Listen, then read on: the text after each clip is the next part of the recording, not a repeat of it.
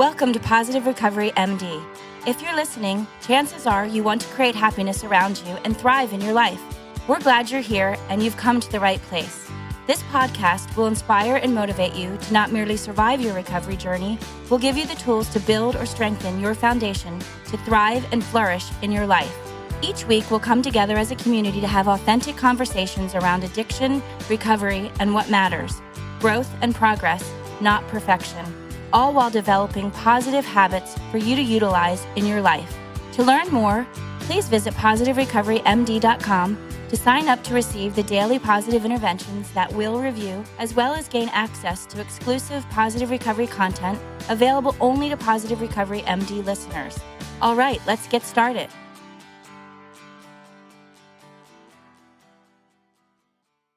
Hello, ladies and gentlemen, boys and girls. Welcome to another installment of Positive Recovery MD with your co-host, Dr. Jason Powers. We've got Julie DeNofa, and we've got an awesome guest, very incredible, aka Talk Man Talk. I'm going to let Julie introduce Timothy Stewart.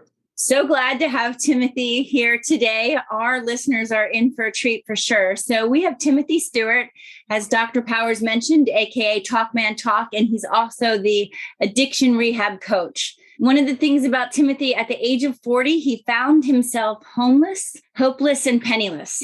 He says he had 2 pairs of pants, 2 shirts, and about $8 in his pocket. He had been in the Air Force. He had attended NYU, worked for large corporations like IBM and UPS, spending a number of years in corporate America, yet he felt like he was a very broken human being. He says that he was spiritually, emotionally, and physically bankrupt. He said that he felt broken and was in despair and felt like giving up on life. I'm sure many of our listeners can definitely relate to that. Today, though, he has the opportunity on a day-to-day basis to speak to inspire, motivate, and educate. He is a speaker. He's an author of a great book called Free Yourself from Yourself. I think sometimes we are our own biggest obstacles. He has found his purpose. His gift and his passion is now helping others to do the same. He helps by overcoming dysfunctional behavior and helping others to learn to live a higher quality of life. In his words, one that was meant by his creator to live his life the way it was intended from the day that he was born. So with jumping right into that, I hope that we hear a little bit about Timothy's story and then really kind of taking a look at how his coaching inspires people, as well as applying the spiritual principles of recovery, how they can utilize those, and how nicely that aligns to our strength-based program at Positive Recovery Centers. Thank you very kindly. I really appreciate that. That sounds, I'm like, is that me? That was beautiful. Thank you. Good deal. Yeah, why don't you tell us kind of what it was like, what happened, and what it's like now? And I'm sure we'll interrupt you, but we've got a lot to unpack. Yeah, that was one person's life she read about. Thank you so much, Dr. Powers. I really appreciate, having the opportunity to be on your show along with you, Julie. And, what it was like for me, I started out very young. I started smoking marijuana at 12 years old. And of course, I did not know anything about addiction. I grew up on a 500-acre farm, a country boy. At that time, the majority of the people that I associated with, they drank alcohol. And, my grandfather was kind of like he was pretty prominent in our community. And so I couldn't act crazy. I had to learn how to maintain, abusing, if you will. And so for a long time, it allowed me to become a very functional addict. But we know addiction is progressive. And Timothy, I have to jump in and say, I listened to a little bit of your story. And while you say you grew up on a farm, that farm also had a general store. It had a turkey farm, a hog farm. It also had a disco and a motel. So you had the stomping grounds of creating, probably exactly what kind of transpired if there was this disco and drinking and hanging out and stuff. So I imagine that contributed to it. Absolutely. It was one long building. So my grandfather, he was a businessman. He only had a 6th grade education, but he worked really hard. So in this one long building, in the beginning was a general store. Behind that was a little restaurant. You walk down a hallway, there was a disco club. And then behind that was a motel. And so as a young kid, I saw people live different lifestyles than they did on Monday and Tuesday, right? On Saturday night, the same people that were in church on Sunday shouting, they were under the influence Saturday, Fridays and Saturday nights. I saw teachers that I would be in class with on Monday that I had watched come out of the hotel with somebody else that wasn't their wife on Friday nights. Yeah. And, I was exposed to things at a very early age that my peers, most people wouldn't experience until their 20s. The people that I hung out with, employees that worked for my grandfather, were 40, 45-year-old men, and I was 12 years old. Those were my playmates. So what state were you in? North Carolina. North Carolina. Okay, so this sounds like the opening of a pretty good movie. Yeah, but it was reality for me. It really was. We had 9 turkey houses, and I don't know if you know what a turkey house is, but it's a house that you put turkeys in. They bring them in as biddies, 3,000 turkeys in one house. They bring them in as biddies. We raise them to their adult, and then they come in and catch them and take them to the plant. General store, and then they eat them in the diner. Yeah, they take them to the plant so that they can turn them into whatever they turn them into, and then they bring in new biddies. And then we had 2 hog houses, which we raised pigs, from pigs to hogs. And we worked 7 days a week, and it was the norm. It was the norm. But people, they worked hard and they played hard, right? Mm-hmm. So they drank, even though the people that I grew up with were alcoholics, full blown alcoholics. They worked every day. It was just the norm. And so, yeah, I grew up pretty fast, and I worked so hard that I went in the military. I signed up to go in the Air Force 6 months before I even graduated high school. I said, I'm done. Just to get away from there, because I didn't want to go to college. Some of my teachers thought that I was a pretty smart guy, and I was pretty quick on my feet. I could think, and I made, I was an A/B student, and I really didn't even study. But I did not want to come home during the summer and work on the farm. I said, I'm done. That's it. And so, I went in the military, and I had a chance to go overseas, and I got a chance to experience a whole different culture that I had not seen on the farm. The lifestyle that I lived, drinking and smoking marijuana. Cocaine had not entered into my life at that time. I still didn't know I had never heard of addiction. I'd heard of people drink a lot. You might be an alcoholic, but addiction, I had never heard of that term. And so eventually, my usage, once I exited the military, it graduated into using cocaine and eventually smoking crack. And that's when the rubber met the road. How old were you? How old were you at that time? 24 years old when I started smoking crack. And I really, crack really wasn't on the scene when I started. I was freebasing. I started freebasing like what Richard Pryor did. And then I went to New York to live in New York, and I got introduced to crack, and it was off to the races. That was back in the 80s where, crack hit the black neighborhood, or it hit every neighborhood, and it was just devastating. What were you doing in New York at the time? My family had my grandfather. We had a grocery store and a restaurant in Brooklyn, New York. So that's why we worked so hard on the farm. We shipped food in a truck to New York every week. Every Friday, that truck went to New York. And so I had been exposed to what a different lifestyle was. As I had written in my book, my uncles, they were my heroes.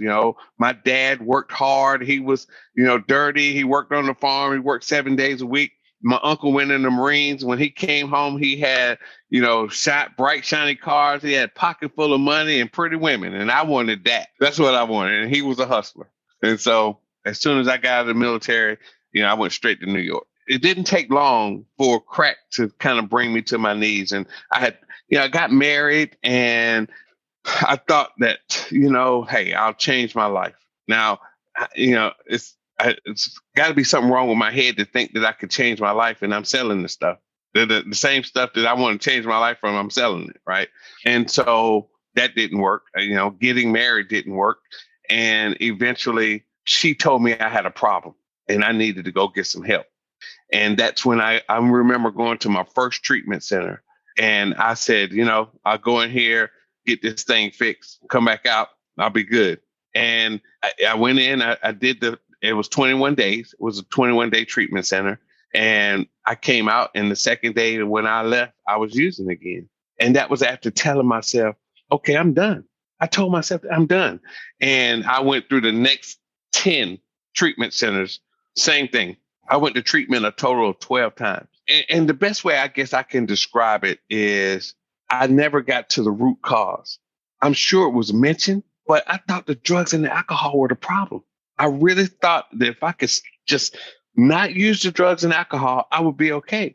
But in that 12th rehab where I had my revelation, as I call it, I realized that my thinking was my problem. And I had this, spiritual awakening, if you will. And I had grown up in the church, and I knew about church, but I didn't really know about God. And I saw people, like I said, live very different lifestyles, who proclaimed God, but lived, the things that they said you shouldn't do on Sunday, they was doing it on Friday night. And I'm like, all right. So I didn't really understand that. And so when I had the spiritual experience, I'll call it, that my thinking was my problem, I started relearning how to live. Dr. Powers, I had to come to the realization that it was harsh, that I could do a lot of things. I could survive. I could exist. I did not know how to live. At 40 years old, been in the Air Force, been overseas, worked at IBM, worked at UPS, and here I am. I don't have anything. 2 pair of pants, 2 shirts, $8 in my pocket. I'm homeless, I'm hopeless, and I'm penniless. And divorced or still? Yeah, and I'm divorced and separated from my daughter. And what happened, my mom called me in her office in New York, and she said, son, I want you to know that I bought a $10,000 insurance policy to bury you with, because you're not going to make it.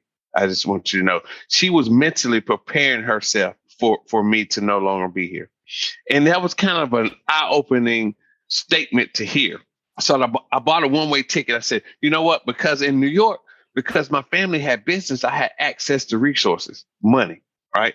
People would just give me stuff because they knew if I didn't pay, they could go see my mom or my aunt, and they could tell them, hey, if you don't take care of me, then you might not see him no more. That's how New York is. And so I bought a one-way ticket to California. I got on the bus, and I was scared. I got scared. I said, I don't know people in California. And I said, well, let me look through the bus ticket and see where it stops at. And I looked at Kansas City, and I said, no, I don't know about Kansas City. The bus stopped in Indianapolis. True story. Bus stopped in Indianapolis, and they changed buses. And when we got ready to board the new bus, it had St. Louis on top of the bus. And I said, Fred Sanford always talked about going back to St. Louis. I said, that's where I'm going. The promised land. I had never been to St. Louis. I didn't know a soul there. But I knew if I didn't make it, I didn't have any resources. It was just me at that time. Just me. And if I didn't make it work here in St. Louis, I was going to die. What were you trained to do? Like what, just give us an idea of what, your family was in the agricultural and service industry, but, and yeah, you were in the you were in the Air Force, but I don't have a picture of what it was like when your feet hit the ground. Like what kind of job did you look for? Like what is sort of, how did you pick yourself up? Okay. So great point. So when I landed in St. Louis, I went to the VA so I needed 3 hots and a cot. Right. So, I've been to treatment 11 times. What are they going to tell me that I didn't hear in the other 11? I started out working, cutting grass. I started out at the homeless shelter. They had the Salvation Army had a section for veterans where you could stay there. You didn't have to pay any rent. You could go to work and save your money. So I started cutting grass and mowing yards and doing hedges. I was good at that. I did that all my life growing up, and I saved me some money, and I bought me some clothes. And my first real job was a restaurant manager for Little Caesars Pizza. And so I worked there for a couple months, and I saved my money, and I bought me a little car, right? And so I had been around business all my life, from the little store to the little general store. I started flipping hamburgers and serving customers at 10 years old. So I could do a lot of different things. And one of the things that I guess growing up on that farm was the work ethic. Same thing in the military. I've never been fired from a job. I quit a lot of jobs, but I never was fired from. That's incredible. I got fired from a job I hadn't even started yet. Yeah, right. And so that was part of, to answer your question, you could put me, I was like a chameleon. By that time, at 40 years old, I had worked in IBM. So I had some corporate training. That organization really, I got my wings. I received my wings in corporate, how to operate in a corporate environment at IBM. So, from the farm to restaurant management to corporate. How are you staying sober? How does that? Yeah. What's your program or kind of, what's the North Star? What I started relearning how to live. I realized that there were a lot of things that I learned on that farm growing up that didn't serve me. And I needed to unlearn those things and relearn how to live. So I started a 12-step process. And I started going to meetings. I got a sponsor. And really, I was in so much pain at one point because I'm away from everybody. I don't know any. And it was the hugs in the meetings. Those hugs said somebody loved me, because I burned a lot of bridges with family members and friends. I robbed my grandmother, everybody. Yeah. And so it wasn't like, I did some damage. I did a lot of damage. And so the meetings, I started getting the hugs, and I started studying the 12-step process, and I started getting some clean time. And I remember when I came up with Talk Man Talk, I started out at the homeless shelter in the overflow. You know where the overflow is in the homeless shelter? No. The floor. I want to. The floor. The floor? Okay. Overflow. The overflow. And so, before I was able to get into the veteran dormitory, I stayed in the overflow. 5 years later, I'm living in a 2,400 square foot home. I'm married, and I woke up one Saturday morning, and I'm walking around this home with a cup of coffee, and I'm saying, wow, I'm so grateful. Like, I couldn't have never imagined, I was one of those people, I could not stop. It was nothing for me to be out using 2 or 3 days, no bath, no eat, just getting high, period. Paranoid, just crazy. Animalistic living, they call it. And so I said, well, what am I going to do now?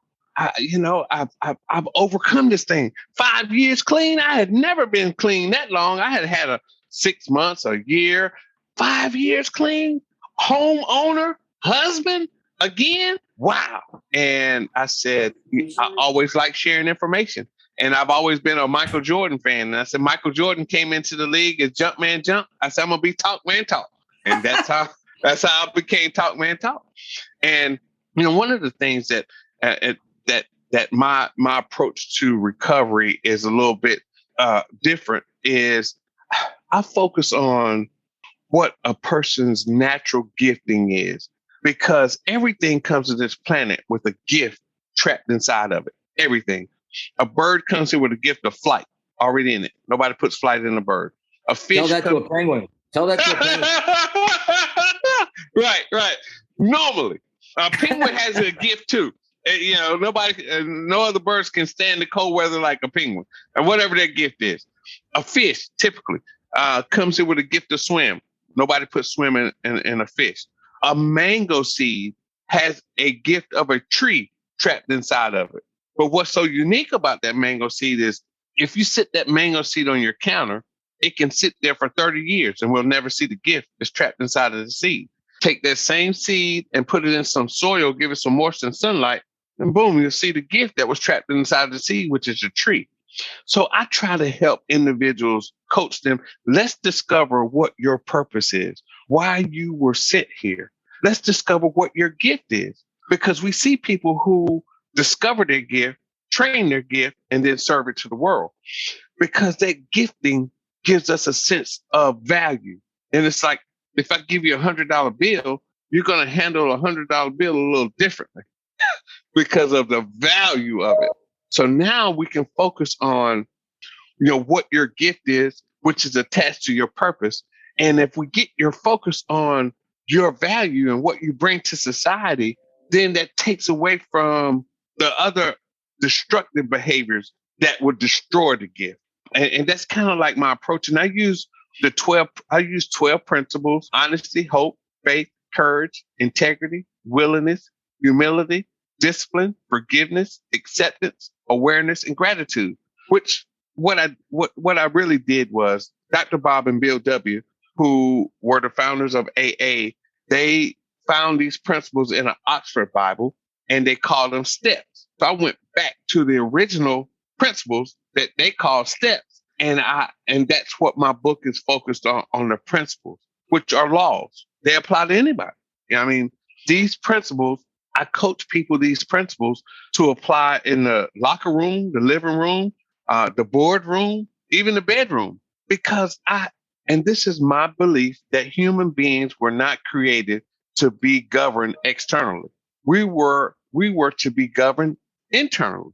And these principles help me self-govern myself so that I don't get trapped into activities that don't serve me well. And it's unfortunate today, our society, there's a lot of different components that have caused this, but addiction and what you guys do is so much needed. I just spoke at a elementary school last week.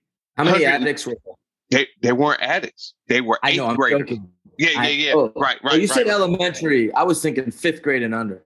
Yeah. And there could be some budding people, addicts there for sure. And well, I asked the question: how many people in here know someone that uses a substance or drinks alcohol? And then I asked the question. I said, does someone know anybody who has used drugs or alcohol and you watch them change? And this one young lady stood up and she said, yeah, my mom was using meth and she went into treatment and she came home and we thought she was going to be okay. And she was okay for a little while, but now she started using again and we don't know where she's at. And man, you could have heard a pin drop in there. I mean, everybody, I teared up, because we could all feel her pain. And so these younger generation, even it's no age restriction, but people are dealing with how addiction impacts. She's not using, but look how addiction has impacted that young person. And so that's what I tried to, that was my initial focus for my book, was to become a proactive approach to addiction. Because my parents, they knew I was smoking weed. They found my weed several times, but they didn't know what to do with it. They didn't know what to do with me. So what they tried to do was work me to death. They tried to work it out of me, but that didn't work.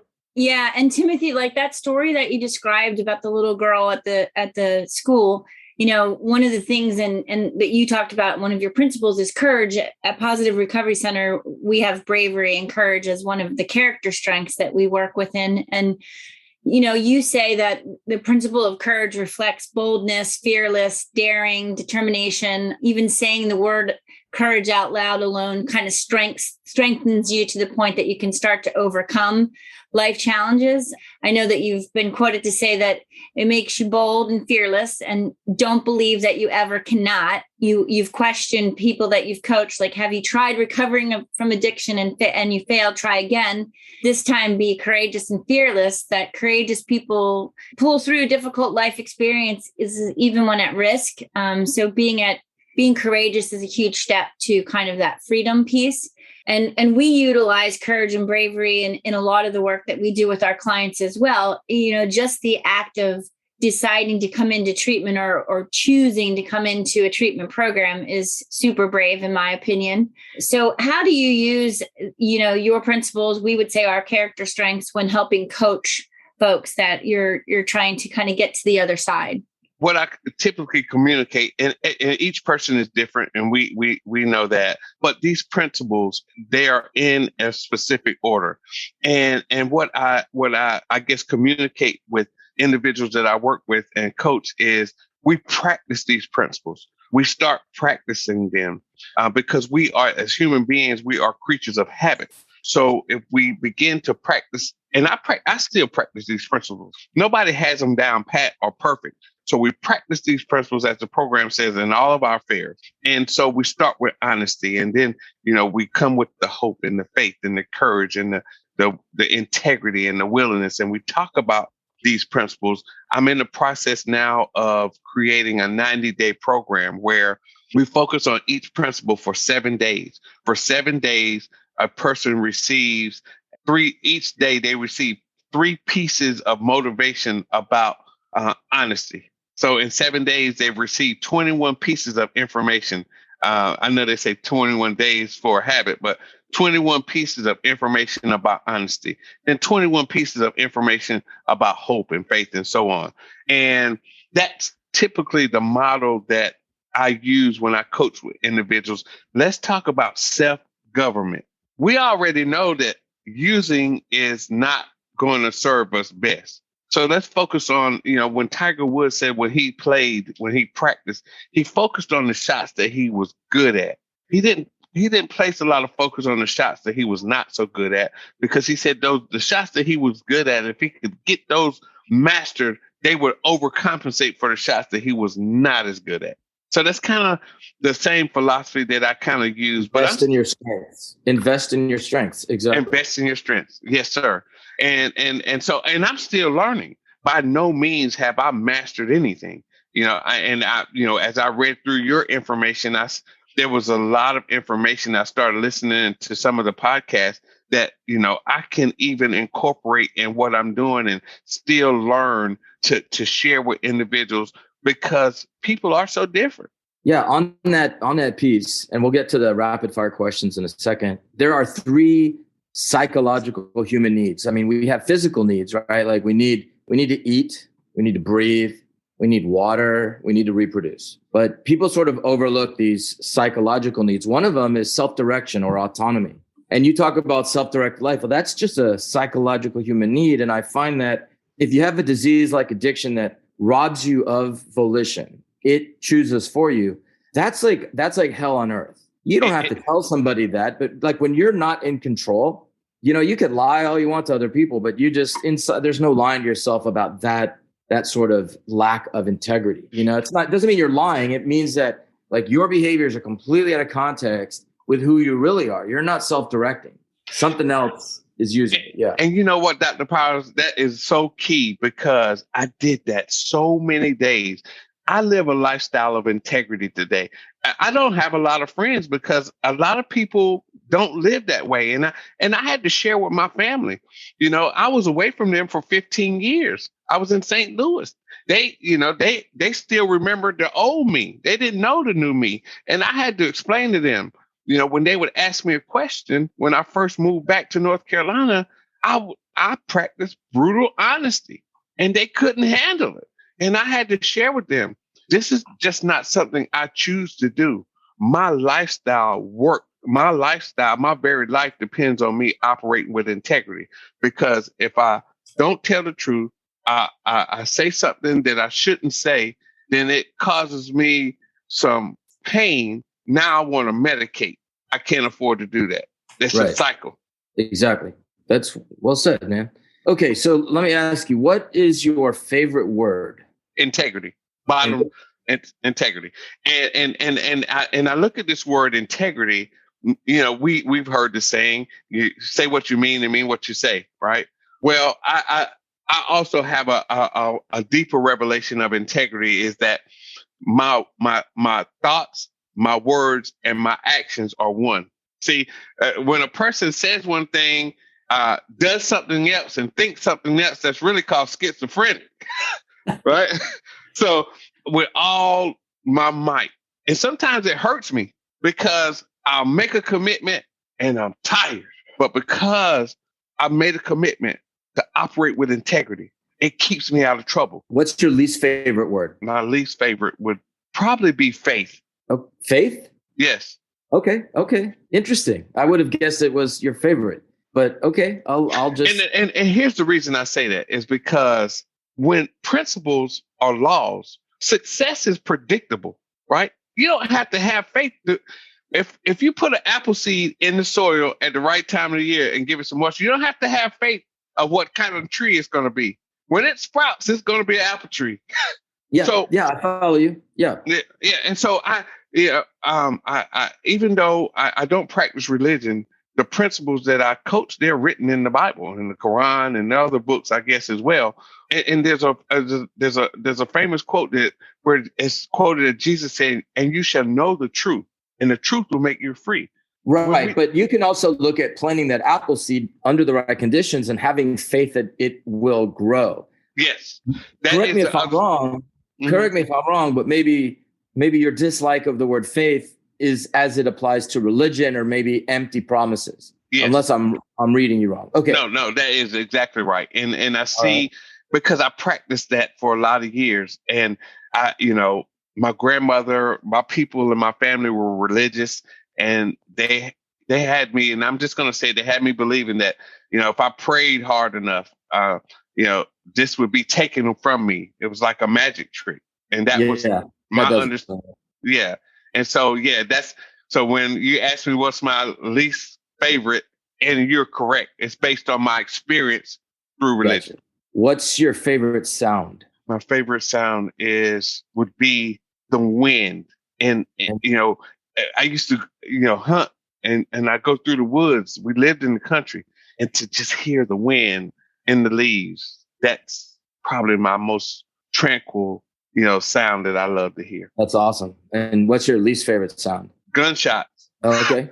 Assuming there's a God, when you die and you're going into this heaven, just assuming, what would you like God or the universe to say to you? That I delivered my gift. See? Cool. Yeah. I think, what my coaching guides is that we see people who do this, who discover their gift, train their gift, and then serve it to the world. You ever heard of a guy named Michael Jackson? Michael Jordan?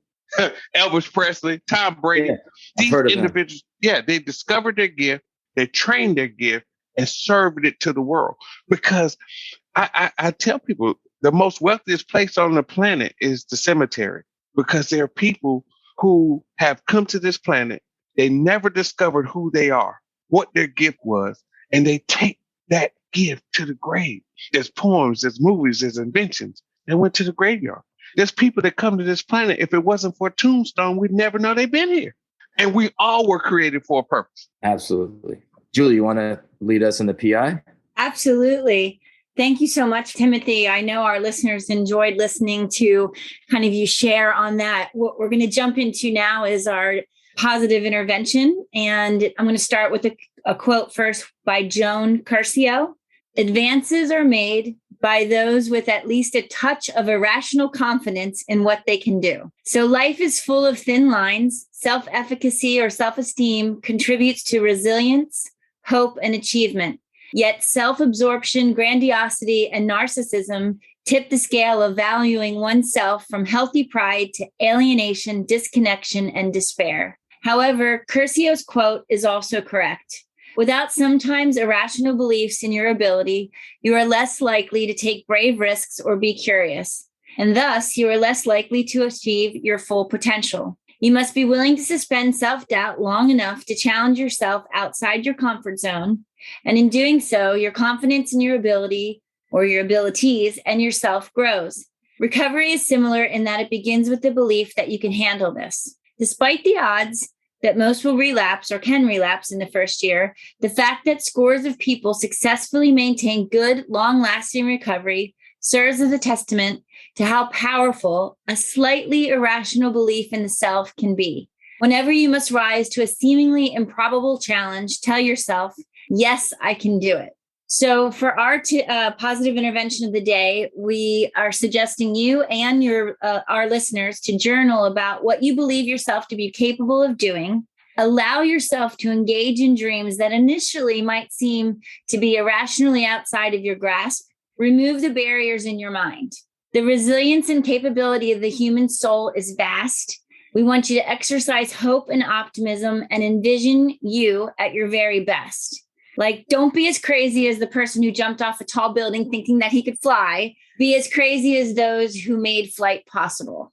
So I love this one because it kind of aligns nicely with your gift analogy, like that people have a gift to bring to this world or serve to this world. So this must have been an experience for you, one that perhaps you dove into before, but I'm interested in seeing kind of a little and hearing a little bit about your journaling. Julie, really quick, did you pick this one out perfectly for Timothy?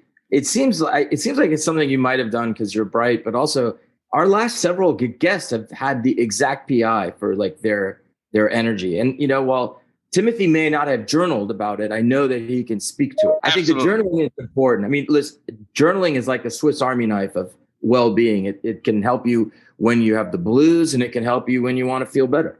Absolutely. But Julie, did you pick this one for him specific, or is Jordan the bright one? Like, what's going on? So I believe that for me, this is the universe aligning and making this a beautiful, positive intervention for Timothy to do. And for our listeners, this is something that you can dream out, and dream on. But Dr. Powers is right. Journaling gives you something to reflect back on later. And it can also be used as a measuring stick to see kind of where your dreams and what you're writing and where your writings take you. Very therapeutic. Absolutely.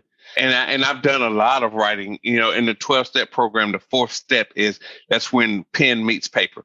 And I've done that fourth step several times, in my recovery process. There's so much in that. I mean, we could talk about what's in that for hours. I mean, there's a lot. But to just personalize it, I didn't discover my gift until I was 45 years old. That Saturday morning when I said, hey, what am I going to do now? I'm clean 5 years. I've exceeded where I ever thought I would be, from crawling around on the floor looking for cracked rocks and peeping out the windows. I'm a responsible, productive member of society. And I had this epiphany of talking. And I remembered being back in the first, second, and third grade, always getting in trouble, being sent to the chalkboard to put my nose in a circle and my hands behind my back in front of the class for guess what? Talking in class. I had the gift when I got here. My report card, my parents would say, I can remember my parents reading my report card, sitting at the kitchen table. You got good grades, but the teacher would always write, he always talking. They didn't understand that was my gift. Had they realized that, right, then that energy that they tried to work out of me could have been channeled to my gift. Yeah, your farm could have had a radio station. You would have. That's right. I could have been a sportscaster, because when a bird is most happiest when it's flying, the researchers say that a bird, when he's in flight, he gains energy. When a person an ostrich would argue with you when he's running. Probably. Right, that is a bird.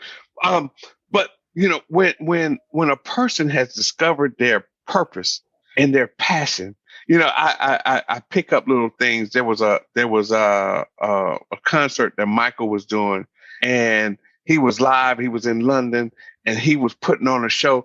And there was a part in the song. He said, "Do do do do." And well, when you get a person in that do do do do mode, they're unstoppable.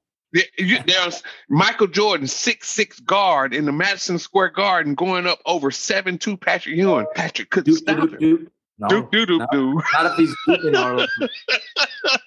And so, there's a lot of sayings in our society today that I don't necessarily agree with. They say, hey, you can do anything. Maybe you can. But when a person discovers what they were created to do, a piano, a guitar hanging on the wall, yeah, it might look pretty, but that's not what it was created to do. It was created to make music. And so when I think when a person discovers what their gift is, they simultaneously discover what their purpose is. And now that energy creates a courage. See, leadership is really about influence.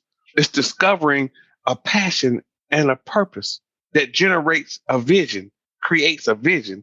That vision is a passion that also influences other people. And now you have leadership. And, while you should have your own podcast, at some point we have to end ours. And the last 5 sentences, I thought you ended on great nuggets, and I'm afraid to stop you, but we sort of at some point, or else we'll be there till tomorrow. But no, seriously, you should think about having your own. I don't know I don't know why you don't do it. The name Talk is in you.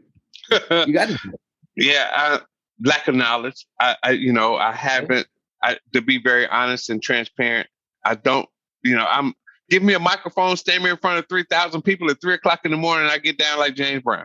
Right. Timothy, what I'm going to say to you is in today's PI, allow yourself to engage in dreams that initially might seem to be irrationally outside of your grasp, and then come and invite us on your podcast. Absolutely. I'm going to do it. I'm going to do it. Way to go, man. Way to go, Julie. Thank you so much, Timothy, for being on Positive Recovery MD.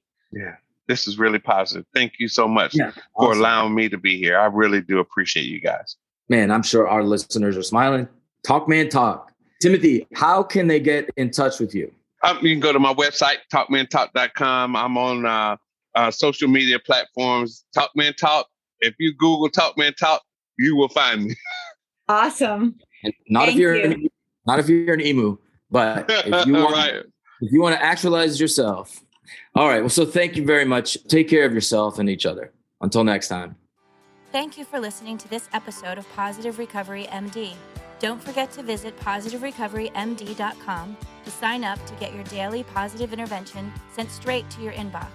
Be sure to subscribe to Positive Recovery MD on Apple Podcasts or wherever you listen to your podcasts to receive an automatic download when a new episode drops. And as always, if you or someone you know needs help, visit positiverecovery.com or call 877-4-SOBRIETY, which is 877-476-2743. We are here to help.